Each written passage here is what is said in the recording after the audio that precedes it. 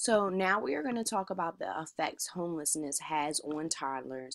We're also going to go into Erickson's stage and talk about how homelessness has affected their autonomy and independence. And then we're going to watch another short film that kind of wraps everything up.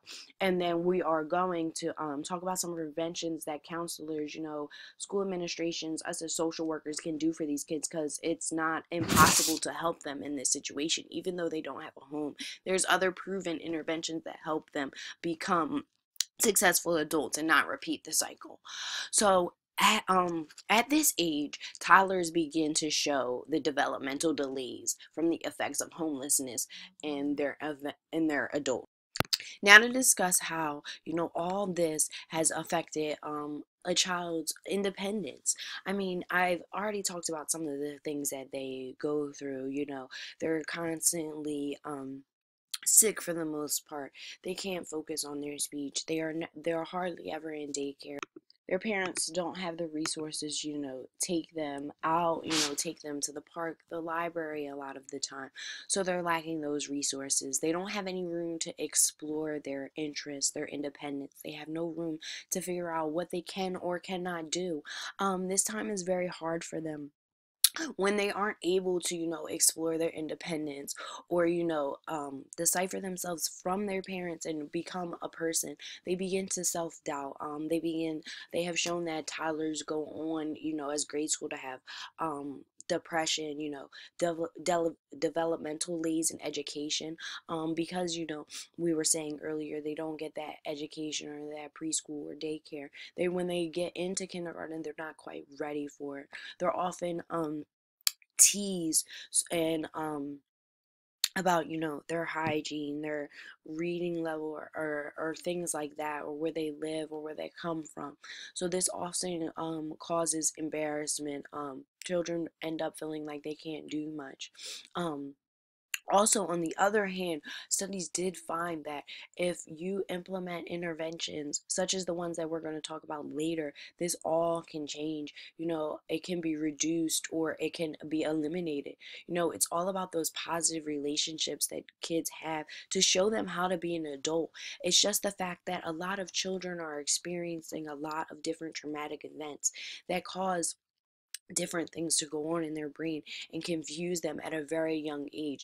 They are dealing with things that they don't even understand and cannot understand. So we're gonna go into that, but it's just amazing to see how these different things really affect them becoming an independent person, and how, because their parents weren't taught to be independent or didn't really get to reach that autonomy stage, this passed down to the toddlers. We're just gonna watch a short film. It's just going to bring everything together. It's just going to talk about some resources that they do have there and the situations that they do go through. This is in San Diego. Baby Rebecca is about the only one smiling this morning at the Women and Children's Emergency Homeless Shelter. That's because it's 5:30 and it was a long night. 36 children and 43 women slept side by side on blanket-covered mattresses laid out like a puzzle on the floor. Yeah? Wow. You just want kisses? They stayed at the downtown San Diego Rescue Mission because they had nowhere else to go. I need you to head to the elevators, please. Every morning, they hustle to get ready, pack their bags, and go downstairs for breakfast. Today, it's biscuits, eggs, and potatoes. They eat up with one eye on the clock. The older children have to get to school, but the babies and toddlers face a tough day with mom on the streets. Children are one of the fastest growing segments of the U.S. homeless population. According to the National Coalition for the Homeless, 1.2 million children nationwide are homeless on any given night. In San Diego, 2,400 children stayed in emergency or transitional shelters last year. Half were under the age of 6. The rescue mission sheltered 683 of those children in its emergency facility, up from 487 2 years ago. The ability to supervise multiple children while you're on the street is, for the best mom, difficult. For some of our moms, it's impossible. Sherry Hauser is vice president of programs at the rescue mission. She says the shelter is only licensed to be open from 7 at night to 7 in the morning for 12 hours during the day, moms with little ones are on their own. Hauser says most families end up in nearby parks or wandering the streets of downtown. Because they're out and they're not connected to our facility when they leave, I'm not sure how much we don't know.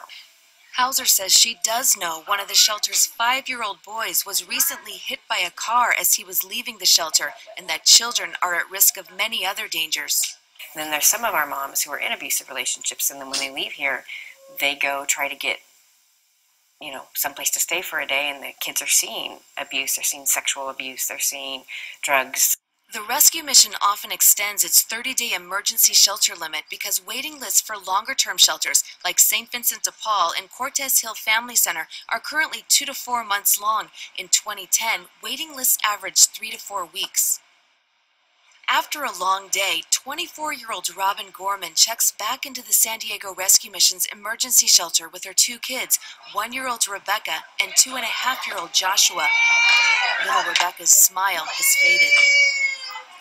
That's hard with both kids, stroller, bags.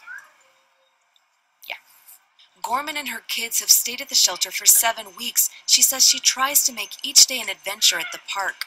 I usually lay out a blanket, put some toys on it. I go to the center so that they're not like right by the street or by the sidewalk. Other moms say they spend their days in line for welfare services with their kids strapped in their strollers much of the day. The sun is getting ready to go down, but for many of these children, it's the first time all day that they've had a chance to play. This courtyard filled with bikes and scooters and a basketball hoop is their backyard, but it's only open for about an hour each day. Sherry Hauser says there's an urgent need for a preschool or daycare center at the rescue mission for moms like Gorman. She's helping to put a proposal in motion. So this would be, I think, a major step towards providing some kind of normal childhood for them. And their childhood hasn't been normal. They sleep in a shelter. Hauser envisions a beautiful classroom and modern playground equipment where children have a daily routine, nurturing teachers, and healing. I want it to be the kind of preschool that you would walk in as a mom, or any mom would walk in and say, wow, I would put my kid there. And I want it to be something that they remember in the cycle of homelessness that was okay. Gorman says a daycare would allow her to go back to school. I could know that they're safe, they're taken care of, and even if they miss me, they're not alone. And I'd be able to go on with what I need to do so that we can, get out of this situation. Until then, she says she's grateful when the shelter doors open and a warm meal is served. Big mouth. After dinner, shelter residents return to the overcapacity bedroom walls to set up their mattresses and get ready for bed.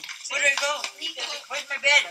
Everyone is hoping for some sleep, and that one night soon will be their last night of homelessness. Susan Murphy, KPBS News. That film, really brought everything together for me when I saw it. It really let me know, what they're going through.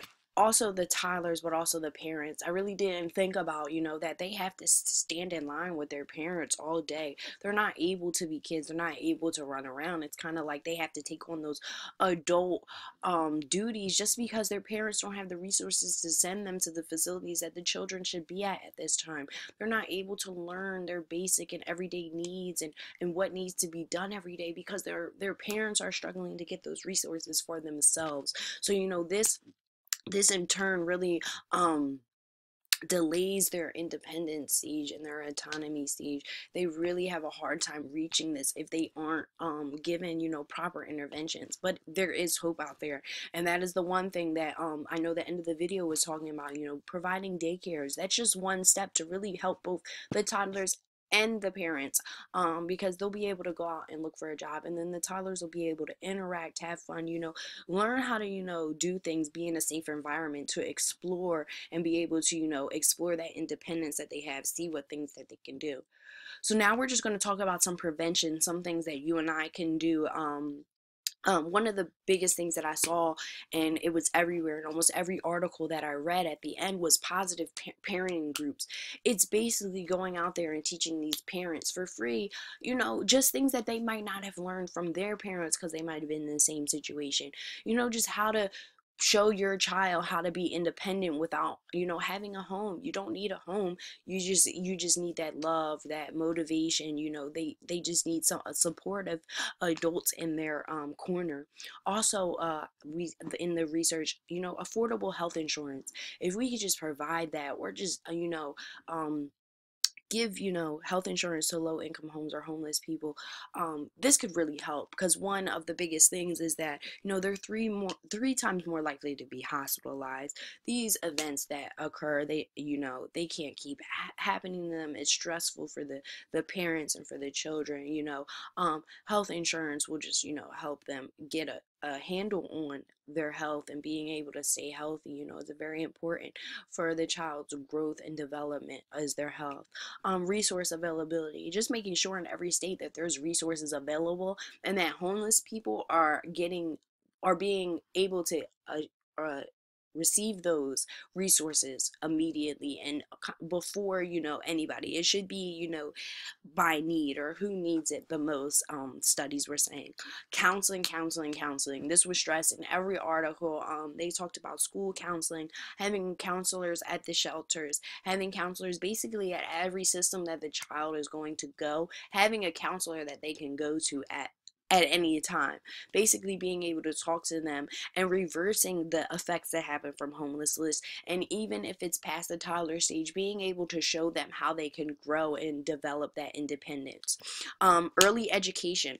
All I was seeing was educating, you know, the United States on this epidemic of homelessness, and how we can help, you know, how you can go out there and just help these kids. Trainings, you know, having school administrations going through trainings, being able to help them, going through the positive parenting training, how to be a positive support in this child's life. You know, every one of the systems in its life, or that's in a child's life, should go through homelessness training, and how to be a positive support to reverse those effects, because they don't need to be permanent. They don't need to take a hold of the child, and stuff does not need to repeat. It's really about individuals around the child, and individuals around the world, just taking charge and really owning up to it and wanting to help. And then the most important thing that I saw through everything was early and constant intervention.